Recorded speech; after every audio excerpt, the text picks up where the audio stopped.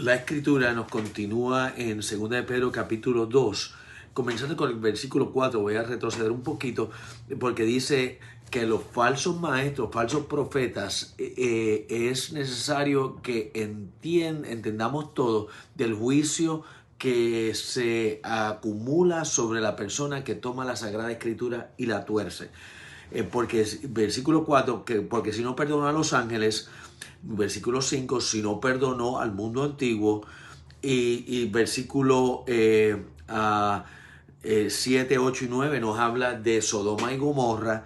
Entonces, ¿cómo no? Entonces, también tomará aquellos que han violado a la palabra de Dios y la gracia de nuestro Señor Jesucristo y la toman para mercadería o para uso propio o para el engrandecimiento de su autoestima. O sea, es algo que la palabra herejía es tomar algo y personalizarlo de tal manera que se hace una doctrina alrededor de las ideas de una persona. Entonces, pero aquí podemos aprender algunas cosas que quiere el Señor mostrarnos.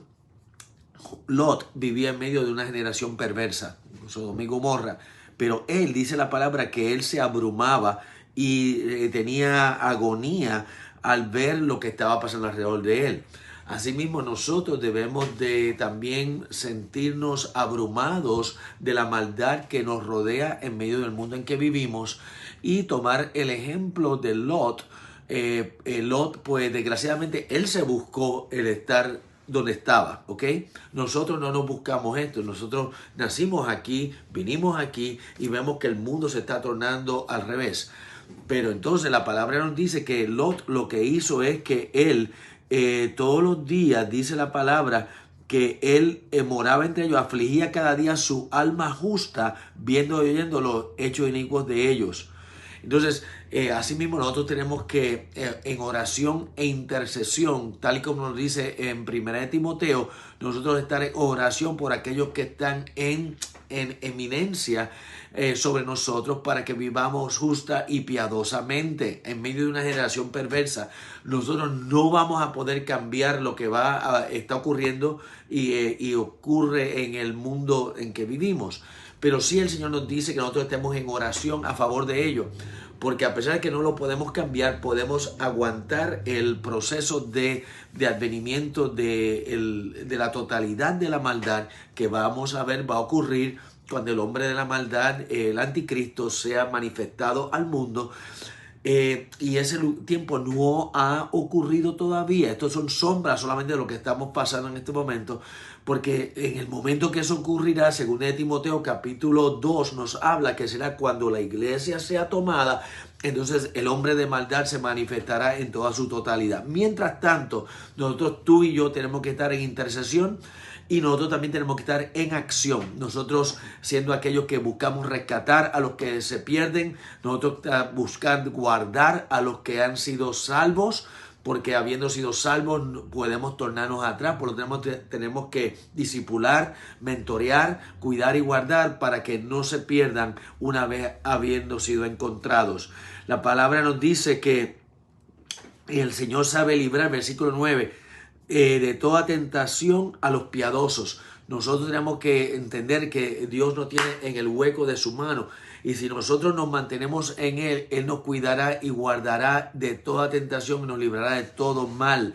Eso Él garantiza. Lo que Él te pide a ti y a mí es que nos mantengamos sumisos, nos sujetemos a Dios, nos sometemos a las autoridades que están sobre nosotros y entonces estaremos guardados bajo la sombra del Altísimo y la sombra del Omnipotente.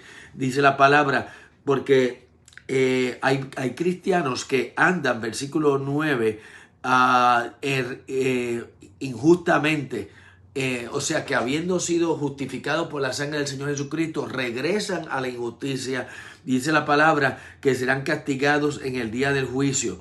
Y mayormente, versículo 10, aquellos que siguiendo la carne, habiendo sido salvos, andan en la carne, andan en concupiscencia, deseo medio de la carne, desprecian el señorío. O sea, teniendo a Jesucristo como el Señor, llega un momento que lo desprecian, y prefieren ser guiados por sus propios instintos cristianos y de esa manera se apartan de la verdad. Atrevidos y contumaces, o sea, aquellos que no tienen temor a Dios y que no temen decir de mal de las potestades superiores. O sea, no temen hablar mal de sus superiores, hablar mal vamos a decir, de sus pastores, hablar mal de otros hermanos, sino que lo hacen deportivamente. Y la palabra nos dice que eso es un atrevimiento que tenemos que cuidar y guardar de nosotros, no ser aquellos que hablamos mal de aquellos que están sobre nosotros. De la misma manera, la contraparte es aquellos atrevidos y consumaces que toman en poco la actividad demoníaca, que es aquella que está alrededor de nosotros y vamos a decir, no entienden, así como nos dice el libro de Judas, de que somos, el mismo arcángel Miguel no, vamos a decir, no maldecía a Lucifer, sino que él entonces le decía, el Señor te reprenda. Nosotros también, cuando hacemos nosotros fuerza contra el enemigo, nosotros tenemos que mantenernos firmes en nuestra posición en Cristo, tenemos que usar lo que Dios nos ha dado en el libro de Mateo, atar aquellas fuerzas demoníacas y nosotros no pretender de poder nosotros vencerlas, porque Cristo es el que las vence y nosotros estamos en Cristo Jesús, pero nuestra parte es atar al enemigo en estos momentos. Y en la parte 3 hablamos más de esto.